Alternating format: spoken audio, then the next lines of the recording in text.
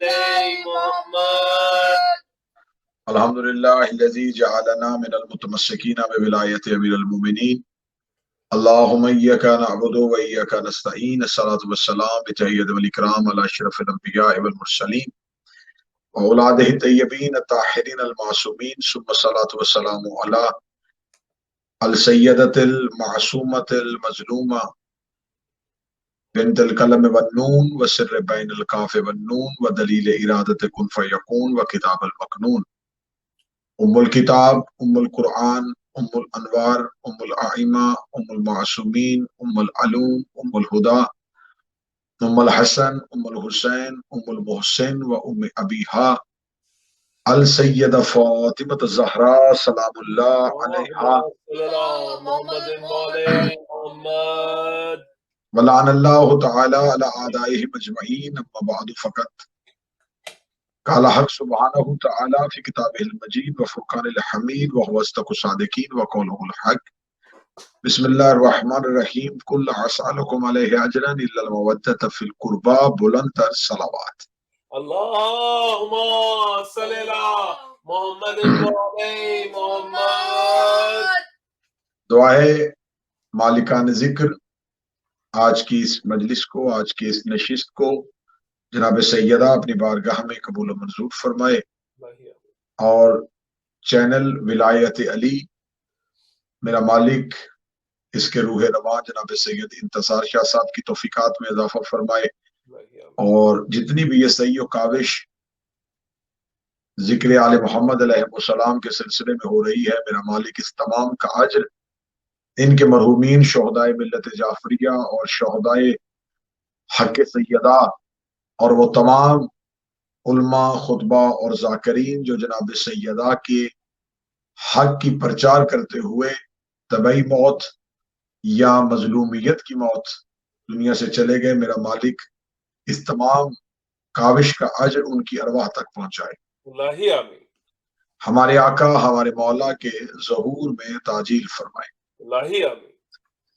آج کی یہ نشست، اس کو عنوان دیا گیا ہے مظلومیت جناب سیدہ کا اور شہادت جناب محسن علیہ السلام کا.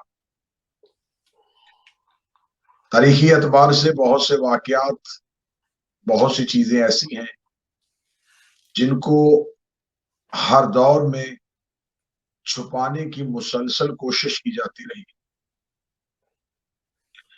اور اس مسلسل کوشش میں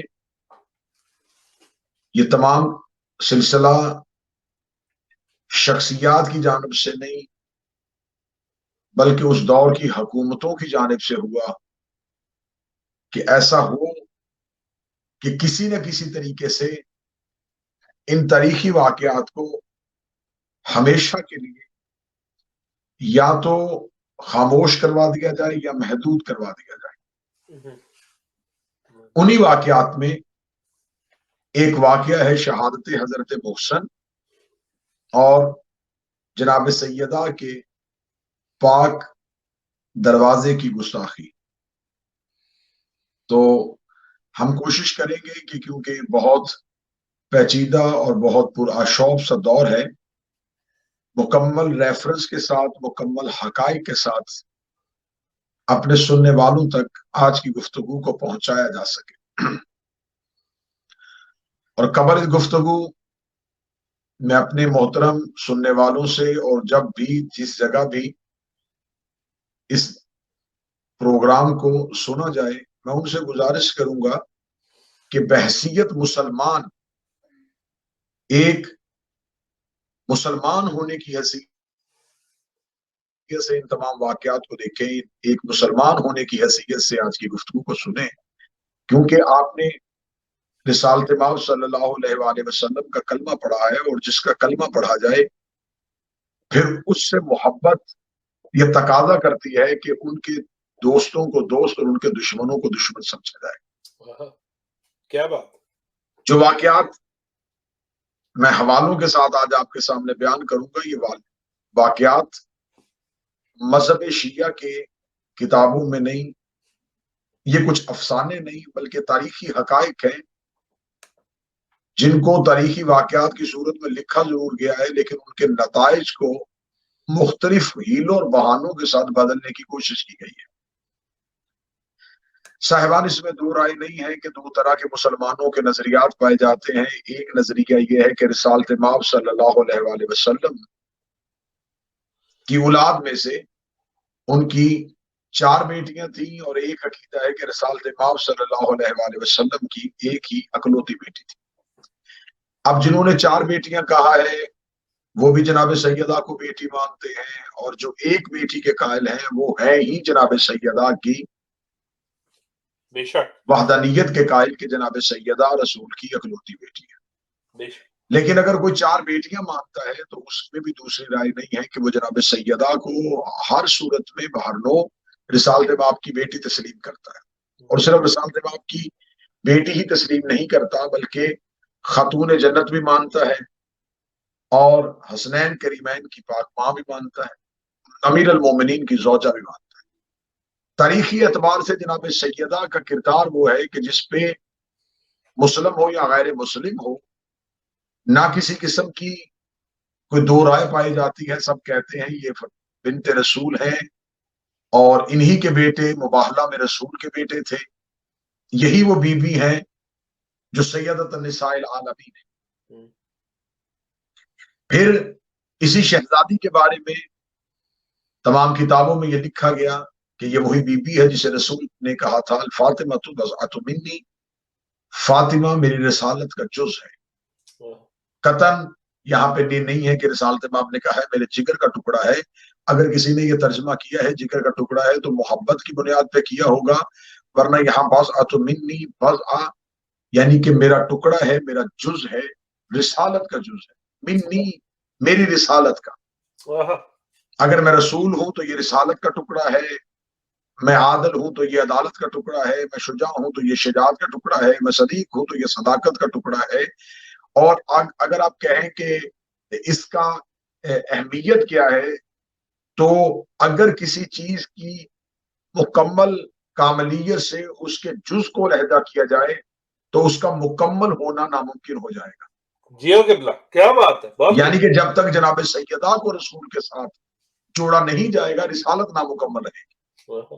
اگر آپ رسالت کو مکمل دیکھنا چاہتے ہیں تو آپ کو جناب سیدہ کو رسول کے ساتھ ماننا پڑے گا، اور جناب سیدہ اور مولا امیر المومنین یہاں آ کے اس ایک جگہ پہ آ کے اپنی فضیلت میں ہم پلہ ہو گئے ہیں کہ جناب سیدہ بضعۃ منی ہے، یعنی کہ رسالت کا ایسا اہم جز ہے کہ جس کے بغیر رسالت مکمل نہیں ہوتی۔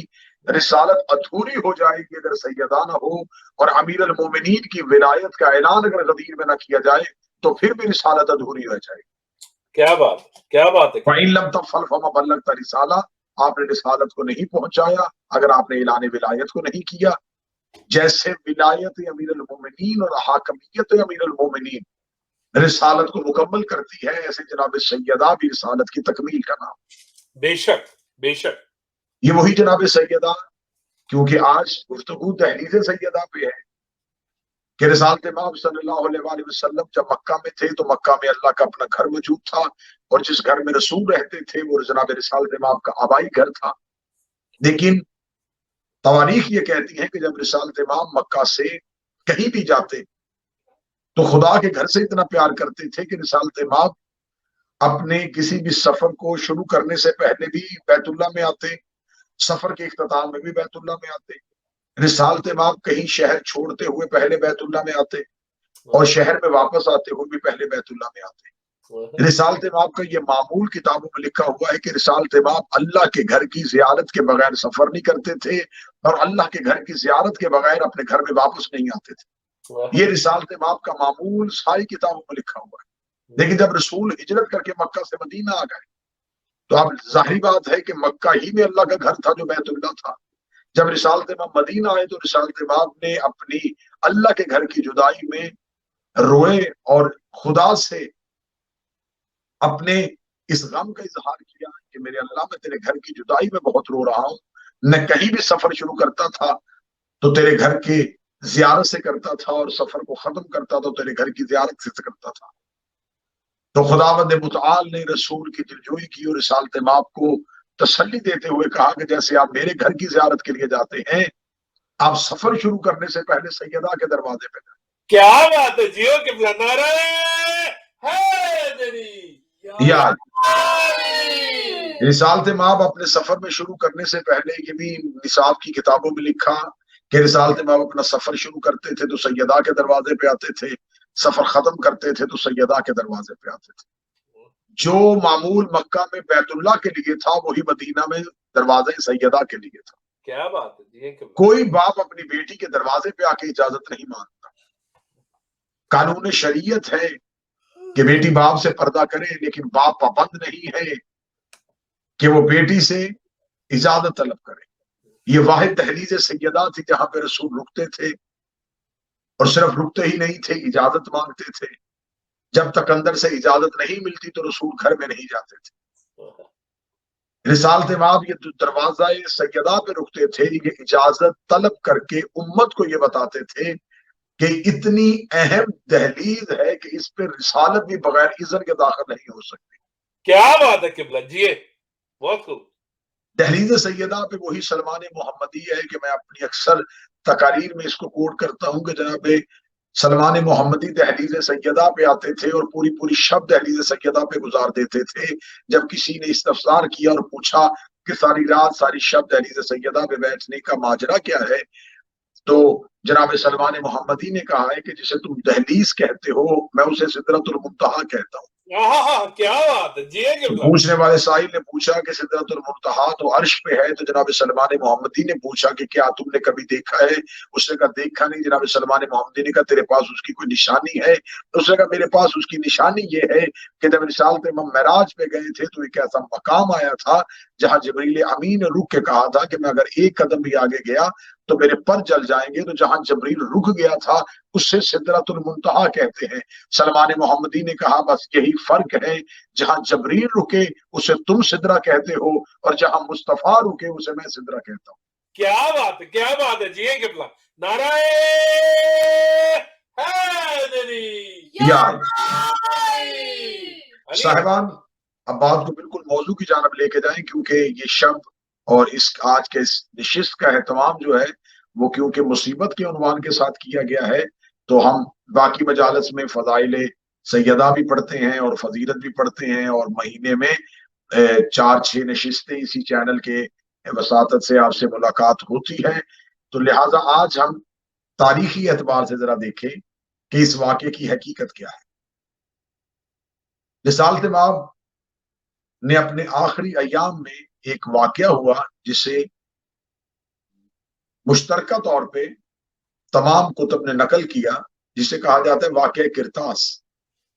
कि रिसालत माब सल्लल्लाहु अलैहि वसल्लम आखिरी इब्ने अब्बास की हदीस का ये मतन है कि रिसालत माब ने अपने आखिरी अय्याम में जब रसूल का मर्ज, क्योंकि अब मैं अहले सुन्नत किताब पढ़ रहा हूं तो उसी से कोट कर रहा हूं कि जब रसूल का मर्ज शिद्दत इख्तियार कर गया तो फरमाया कि कोई शय लाओ ताकि तुम्हारे लिए एक ऐसी तहरीर लिख दूं कि मेरे बाद तुम लोग गुमराह ना हो जाओ। ये सुन के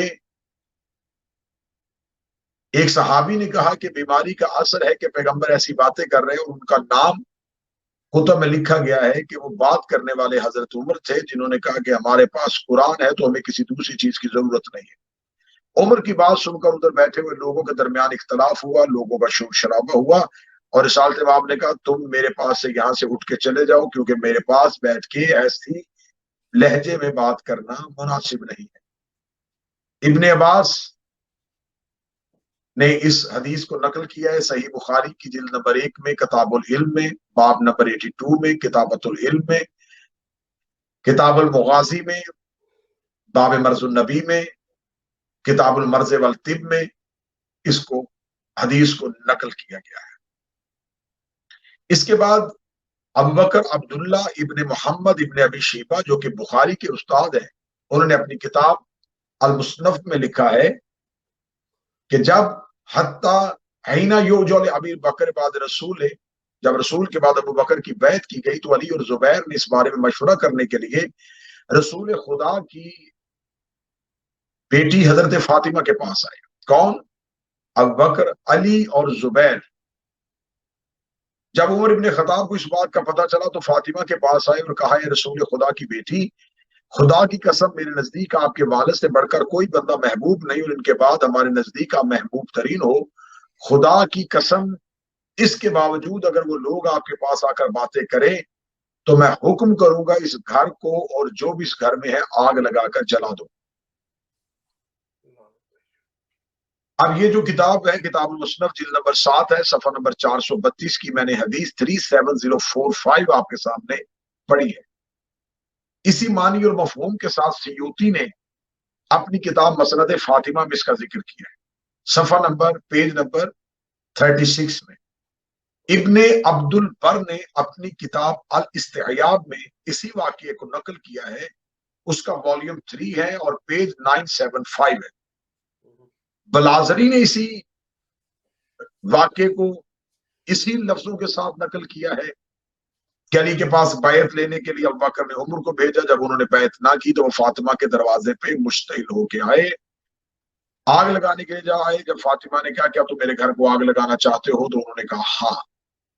یہ بلازری نے کہا ہے، انصاب الاشراف والیوم 1 پیج 586 میں۔ پھر اسی روایت کو ابو الفدا نے لکھا ہے، تاریخ ابو الفدا والیوم 1 پیج 156 دار المعرفہ بیروت کی چھپی ہوئی۔ اب ان تمام کتابوں میں سیم ایک جیسے واقعے کو کوڈ کیا گیا ہے، تھوڑا بہت ایک دو لفظوں کی تبدیلی ہو سکتی ہے، لیکن واقعہ بھی یہی ہے، کردار بھی یہی ہے اور متن بھی یہی ہے کہ رسالت مآب صلی اللہ علیہ وآلہ وسلم کے بعد جب بیعت کا سلسلہ شروع ہوا تو جناب سیدہ کو یہ دھمکی دی گئی کہ اس گھر کو آگ لگا دی جائے گی، اور پھر دروازہ سیدہ پہ آگ لگانے کے لیے لوگ آئے۔ اب فرائض السبتین والیوم 2 پیج ہے اس کا 34 اور 35، یہ طبع بیروت ہے۔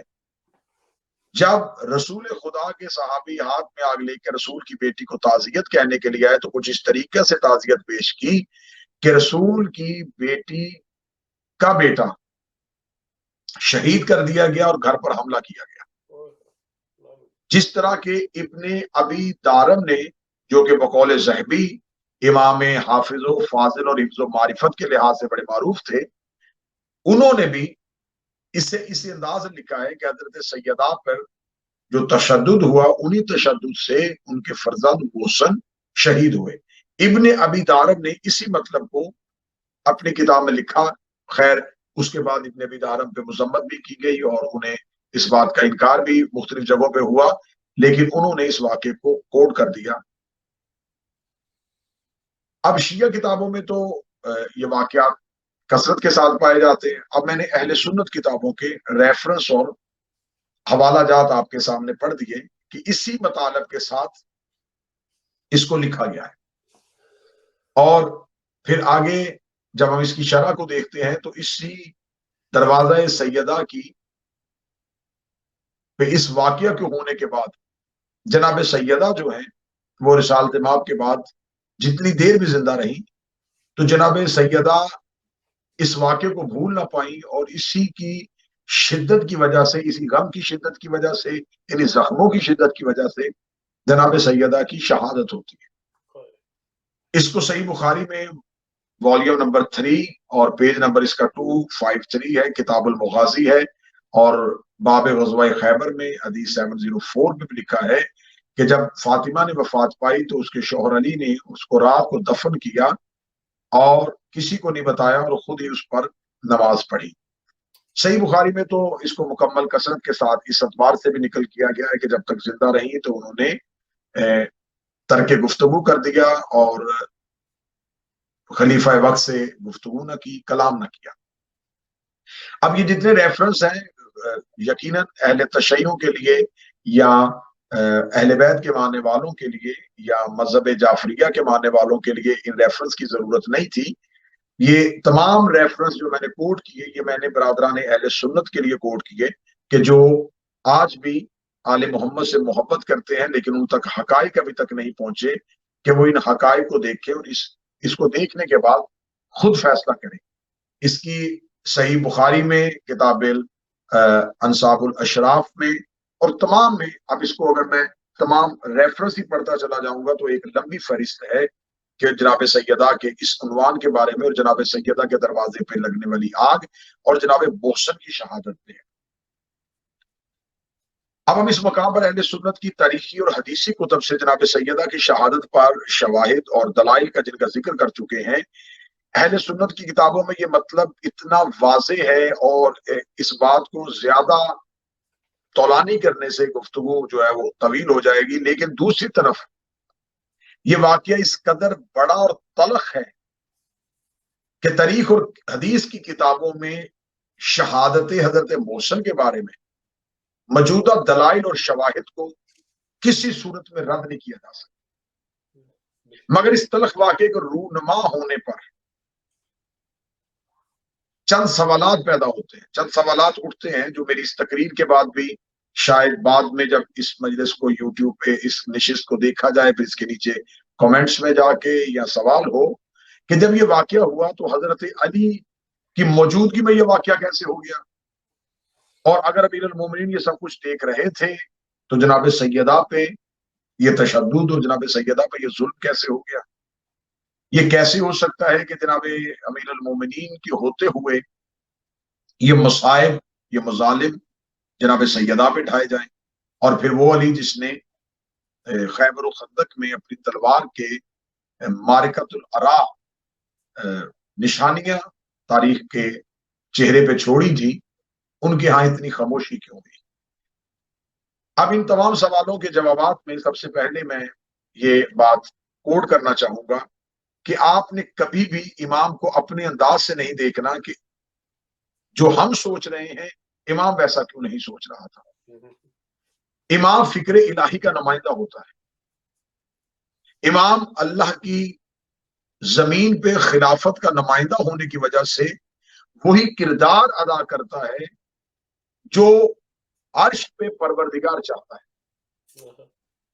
امیر المومنین کی خاموشی کے جو راز ہیں، ان خاموشی کے رازوں میں سے پہلی چیز یہ ہے کہ اگر اس وقت امیر المومنین بھی جوابی حملہ کرتے اور جوابی دفاع کرتے اور جوابی حملے کے ساتھ ایک جنگ چھڑتی، اور جناب سیدہ کا یہ جو واقعہ ہو چکا تھا اس کے بعد جناب سیدہ کی شہادت ہوتی، تو آج مورخ یہ لکھ دیتا کہ خلافت کے لیے علی اور علی کے مخالفین کے درمیان ایک ایسی جنگ ہوئی کہ اسی جنگ کے دوران جناب سیدہ شہید ہو گئی، یا اسی جنگ کے دوران جناب محسن شہید ہو گئے.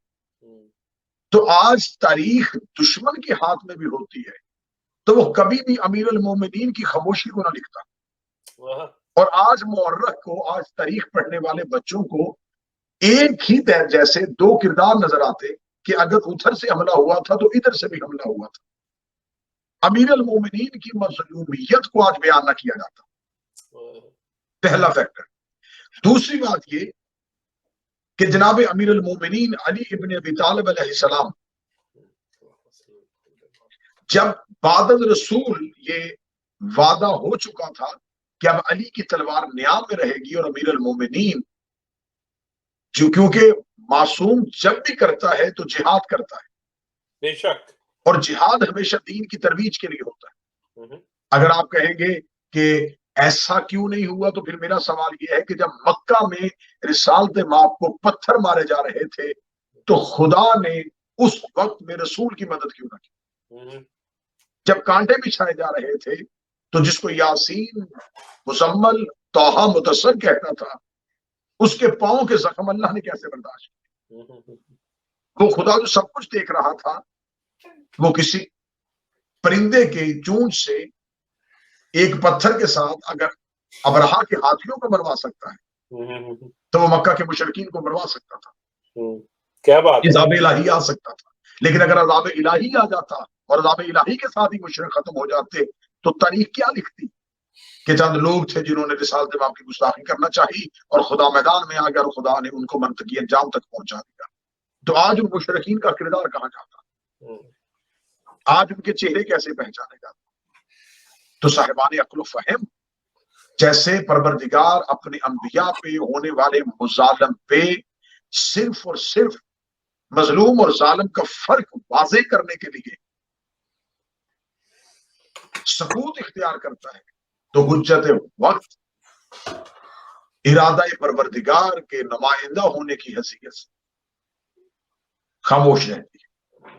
جی قبلہ، وہی امیر المومنین جنہوں نے خیبر اور خندق میں تلوار اٹھائی تھی، وہ امیر المومنین خاموش تھے، اور یہی خاموشی تھی کہ جب امیر المومنین کو گرفتار کر کے دربار کی طرف لے کے آیا جا رہا تھا تو رستے میں ایک یہودی نے امیر المومنین کو چلتے ہوئے دیکھا تو اس نے قدموں پہ سر رکھ کے کہا کہ میں کلمہ پڑھنا چاہتا ہوں۔ رسالت مآب کے دور کا یہ یہودی تھا، تو امیر المومنین نے کہا کہ تو نے دور رسالت کو دیکھا، تو نے کلمہ نہیں پڑھا، تو نے اب کلمہ کیوں پڑھنا چاہا؟ تو اس نے کہا کہ میں نے آپ کو بدر، احد، خیبر اور خندق میں آپ کی جنگوں کے بارے میں سنا ہے، اور میں نے ایک جنگ میں آپ کو لڑتے ہوئے بھی دیکھا تھا جو خیبر کے یہودیوں کے ساتھ ہوئی تھی، وہاں ہزاروں من وزنی دروازہ میں نے آپ کی انگلی سے اٹھتا ہوا دیکھا تھا۔ اس وقت اٹھتا ہوا دروازہ اور آج گردن جھکا کے چلتا ہوا علی دیکھ کے مجھے پتا چلا ہے کہ تیرے پیچھے کوئی طاقت ہے جو تجھے چلا رہی ہے۔ کیا بات، کیا بات، بہت خوب قبلہ۔ لہذا صاحبان عقل و فہم، آج تاریخ کے طالب علم کو اس نتیجے پہ پہنچ جانا چاہیے کہ یہ جھگڑا تھا کس بات پہ، یہ عداوت تھی کس بات پہ، اس دشمنی کی وجہ کیا تھی، کیا چاہتے تھے؟ کیا وہ رسالت مآب کو رسول کی بیٹی نہیں مانتے تھے؟ تو ایسا تو نہیں تھا۔ آخر وجہ کیا تھی؟ تو جب ہم وجہ کی تلاش میں نکلتے ہیں تو وجہ یہ ہے کہ اصل دشمنی امیر المومنین سے تھی۔ امیر المومنین سے دشمنی کی وجہ کیا تھی کہ مکہ میں لا الہ الا اللہ تھا، پہنچانے والا محمد رسول اللہ تھا، اور لا الہ الا اللہ اور محمد رسول اللہ کا مشترکہ دفاع کرنے والا علی ولی اللہ تھا۔ کیا بات۔ مکہ میں رسالت مآب بازار میں تبلیغ کے لیے گئے تو کافروں کے پتھر مارتے ہوئے بچوں کو زخمی کرنے والا علی،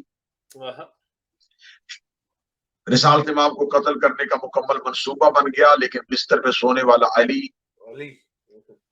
بدر کے میدان میں معرکہ دکھانے والا علی، احد کے میدان میں اکیلا جنگ کی بازی پلٹ دینے والا علی، پھر وہی علی فتح مکہ میں آ کے کعبہ کو بتوں سے پاک کر دیتا ہے تو وہ ان کے خداؤں کو توڑنے والا علی۔ ہر جنگ میں کسی کا باپ علی نے مارا تھا، کسی کا بھائی علی نے مارا تھا، کسی کا بیٹا علی نے مارا تھا، کسی کا چچا علی نے مارا تھا۔ عرب کا کوئی گھر ایسا نہیں تھا جس کا کوئی مرد علی نے نہ مارا ہو، کافروں میں سے کوئی ایسا نہیں تھا جس کا کوئی نہ کوئی علی نے نہ مارا ہو۔ تو اب وہی کافر جب بعد میں مسلمان ہو گئے تو انہوں نے لا الہ تو پڑھ لیا لیکن دل سے علی کی دشمنی نہیں۔ دشمنان اہل بیت پر لعنت۔ وہ کینہ رکھنے والے لوگ تھے، وہ بغض رکھنے والے لوگ تھے، وہ دشمنی کو دلوں میں رکھتے تھے۔ ان کا کینہ اونٹ کی طرح مشہور تھا۔ اونٹ کے بارے میں کہا جاتا ہے کہ اس کا کینہ اتنا گہرا ہوتا ہے کہ اس کے سامنے اس کا مالک اگر اس کو وہ ظلم کرتا ہے تو یہ دشمنی دل میں رکھ لیتا ہے، اور یہ صحرا میں جب اسے تنہا دیکھتا ہے تو اس پہ حملہ کر دیتا ہے۔ کینہ چھپی ہوئی دشمنی کو کہتے ہیں، جہاں دشمنی چھپا لی جائے۔ عربوں کا کینہ تو مشہور تھا، یہ دشمنی چھپا لیتے تھے اور موقع کی تلاش میں آ کے اس کا اظہار کرتے تھے۔ دور رسالت میں اظہار نہ ہو سکا، ادھر رسول نے آنکھیں بند کی اور دشمنی امڑ آئی، اور وہی دشمنی آنکھوں میں آئی، اور ایسی آنکھوں میں آئی کہ جس امیر المومنین کو خیبر و خندق میں لڑتا ہوا دیکھا تھا، جان چکے تھے بہت اچھے طریقے سے کہ رسالت مآب حکمن کہہ گئے ہیں کہ اے علی میرے بعد تلوار نہیں اٹھائیے گا، اب آپ کا مظلومیت کا دور شروع ہو جائے گا۔ اب جانتے تھے کہ اب علی تلوار نہیں اٹھائے گا۔ امیر المومنین کی دشمنی نسلوں میں ایسی چلی، تو اب اگلا سوال یہ پیدا ہوتا کہ دشمنی امیر المومنین سے تھی، دروازہ سیدہ کا کیوں جلایا؟ اصل میں باب سیدہ ہی پناہ گاہ امیر المومنین تھی۔ دروازہ سیدہ سے لینے امیر المومنین کو آئے تھے، لیکن جو محافظہ ولایت امیر المومنین تھی اس دور کی، اس کا نام سیدہ تھا۔ جو ناشرہ ولایت امیر المومنین تھی، جو مبلغہ ولایت امیر المومنین تھی. لوگ سمجھتے تھے رسول کے جانے کے بعد اب علی کی ولایت کو خاموش کروا دیا جائے گا، اکیلا علی اپنی ولایت کہاں منوائے گا. لیکن مبلغہ ولایت امیر المومنین جناب سیدہ تھی، جنہوں نے ہر دروازے پہ جا کے ولایت امیر المومنین کی پرچار کی. جناب سیدہ کی شہادت دراصل تحفظ ولایت علی کی خاطر ہوتی. اب آخری سوال یہاں پہ یہ اٹھتا ہے، جناب محسن کی شہادت کیسے ہو گئی؟ جناب محسن کو شہید کرنے میں کیا راز تھا؟ کیونکہ جناب معصومہ سیدہ مستور تھی، اور مستور کا قتل کئی رنگوں کے ساتھ چھپایا جا سکتا تھا. جناب سیدہ کی شہادت کو مختلف عنوان دیے جا سکتے تھے. امیر المومنین کو شہید ابھی ہونا نہیں تھا، ابھی امیر المومنین کا انتظار منبر خلافت کر رہا تھا. ابھی امیر المومنین ایک دور دیکھنا تھا، پھر امیر المومنین اس دور کو خاموشی سے گزار کے اپنی حکیمانہ حکمت کے ساتھ اور اپنے تدبر کے ساتھ اس دور سے گزرتے ہوئے منبر رسول تک پہنچنا تھا. یہ کبھی لمبا عرصہ باقی تھا، لہذا امیر المومنین شہید نہیں ہو سکتے تھے. اور جو دشمنان علی تھے ان کے سر پہ ایک معصوم کا قتل بھی آنا تھا، کیونکہ معصوم کا قاتل کبھی بھی کسی بھی طریقے سے کسی بھی پناہ کے ساتھ معافی کا طلبگار نہیں ہو سکتا. جو کام مدت کی رسالت و امامت سے ممکن نہیں تھا، اسے جناب محسن کی شہادت نے مکمل کر دیا. کیونکہ دور بہت خطرناک ہے، بہت سی باتیں ایسی ہیں جو ابھی عیاں ہونا باقی ہے. اس لیے تو ہم کہتے ہیں کہ شہنشاہ عالمین کا ظہور ہو تاکہ اس گھر کے راز کھلے سکے، ان رازوں سے پردہ اٹھ سکے. جناب محسن کی مظلومانہ شہادت، دردناک شہادت، اور جناب محسن کے بارے میں کچھ ابہامات پائے جاتے ہیں، اور کہ شکم سیدہ میں تھے، جبکہ جناب محسن کی شہادت اتنی پوشیدہ رکھی گئی ہے. اس کے اسرار ہیں، اس کے راز ہیں، کیونکہ یہ ایک بہت راز والی شہادت ہے. لیکن لکھا گیا ہے کہ جناب محسن سیدہ کے ہاتھوں پہ تھے، اس وجہ سے کہ نام محسن ہے. نام ہمیشہ اسی کا ہوتا ہے جو دنیا میں آ جائے. اگر دنیا میں تشریف نہ لائے ہوتے تو محسن کہہ کے نہ پکارا جاتا. ہاتھوں میں تھے جناب سیدہ کے محسن. جب دروازہ سیدہ پہ ایک ہجوم آیا، ایک مشتعل ہجوم نے دروازہ سیدہ پہ شور شروع کیا. یہ وہی دروازہ تھا جہاں رسول اجازت مانگتے تھے، یہ وہی دروازہ تھا جہاں جبریل امین رک جاتے تھے. سیدزادے نے بڑی محبت کے ساتھ آج کی اس نشست کا اس لیے اہتمام کیا ہے کہ یہ شب بھی بغیر گریے کا نہ گزر سکے. اس شب میں بھی آنسوؤں کا نذرانہ چھپی ہوئی شہادت کو پیش کیا جائے، اس مظلوم شہید کو پیش کیا جائے جس کی شہادت نہ پڑھی جا سکتی ہے، نہ جس کے قاتل کا نام برسریام لیا جا سکتا ہے. مظلوم حسین بھی ہیں، لیکن حسین سے بڑھ کے کہیں مظلوم محسن ہے.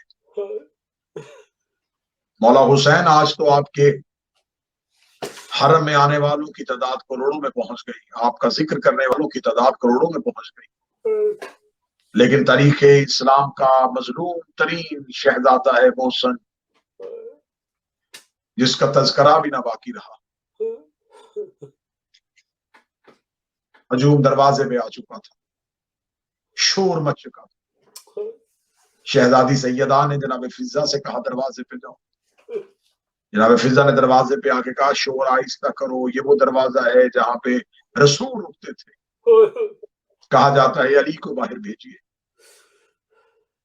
جناب فضا کہتی ہیں کہ علی مصروف ہے، کہا جاتا ہے علی کو باہر بھیجیے ورنہ ہم دروازے کو آگ لگائیں گے۔ آگ لگنے کا نام آنا تھا، جناب سیدہ اپنے مقام سے اٹھی اور دروازے کے پیچھے آگے کھڑی ہوئی اور کہنے لگی پہلے میری کنیز تم سے مخاطب تھی، انا فاطمہ بنت محمد، اب میں فاطمہ محمد کی بیٹی بول رہی ہوں، اگر کوئی جانتا ہے تو جان لے، نہیں جانتا تو پھر جانے، میں سیدہ رسول کی بیٹی بول رہی ہوں۔ کس نے کہا ہے میرے دروازے کو آگ لگانے کا؟ کیا تم نے اس دروازے کی تعظیم کو نہیں دیکھا؟ کیا تم نے اس دروازے پہ اترتی ہوئی آیات کو نہیں دیکھا؟ کیا تم اس دروازے کے تقدس کو بھول گئے؟ کیا تم اس دروازے کے احترام کو بھول گئے؟ سیدہ ابھی اس دروازے کی فضیلت پڑھ رہی تھی یا باہر سے کسی کی آواز آئی سیدہ دروازہ کھول ورنہ ہم دروازے کو دھکا دیں گے؟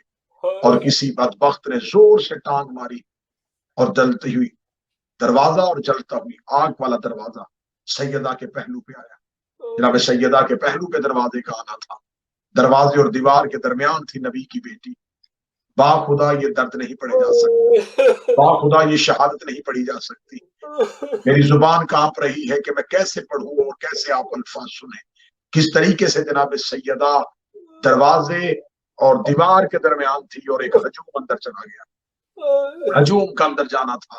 یا امیر المومنین کے گلے میں رسی، ہم تو آپ لوگوں کے خوف کی وجہ سے کہہ دیتے ہیں کہ دروازہ جلایا گیا تھا، کتب کہتی ہے کہ جناب سیدہ کی چھت کو گرا دیا گیا تھا، جناب سیدہ کے گھر کو منہدم کر دیا گیا تھا۔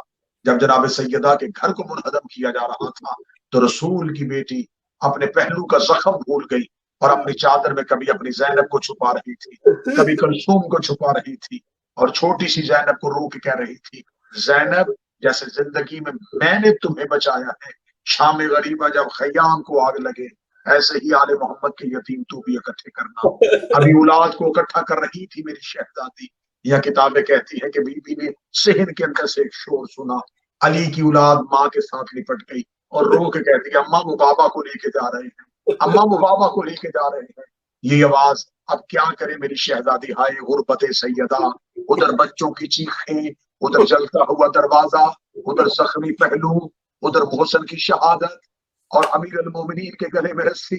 شہزادی جاتی ہے اور امیر المومنین کی ابا پہ ہاتھ ڈالتی ہے اور ابا پہ ہاتھ ڈال کے کہتی ہے خبردار علی کے گلے سے رسی نکالو یا ایک تلوار کی نیام سیدہ کی انگلیوں پہ آتی ہے، میری شہزادی کی انگلیاں شہید ہو جائیں، شہزادی کی انگلیوں کا شہید ہونا ہے۔ امیر المومنین کا جھکا ہوا سر ہے، حیدر دربار سے کی طرف جاتے ہوئے علی کو سیدہ دیکھتی ہے تو جناب سیدہ اپنے سر کے بالوں کو پریشان کر لیتی ہے اور پریشان کر کے کہتی ہے میرے اللہ میں بد دعا کرنے لگی، بد دعا کا نام آنا تھا۔